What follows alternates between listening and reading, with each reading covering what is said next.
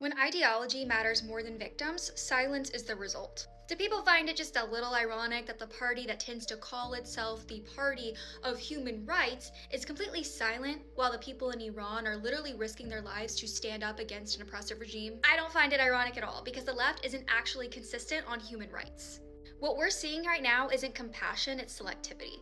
Because if this were really about standing with the oppressed, we would see non-stop front cover page about the Iranians willing to face imprisonment, death, and torture to literally protest. An uprising isn't just crowds in the street, it's people saying life under the system is worse than the risk of death. But just look at where the energy actually goes. There are people out there marching for a woman who tried to run over an ICE officer in an immigration operation in Minneapolis. A woman whose actions officials described as threatening law enforcement. That same woman who chose her spouse over her children because the spouse was a child abuser and used their arms as cigarette ashtrays. They love immigrants so much. What about Irina Zaruska, a Ukrainian refugee and Black Lives Matter marcher who was stabbed to death on a train?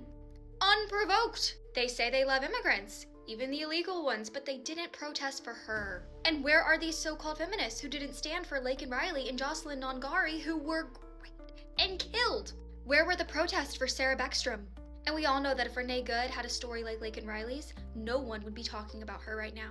That's not empathy, that's narrative enforcement. We've seen this pattern again and again. Empathy appears loud when it's politically useful and silent when it's not. Victims who don't fit the preferred storyline, they always get ignored by the left. Women harmed in ways that disrupt the narrative are forgotten.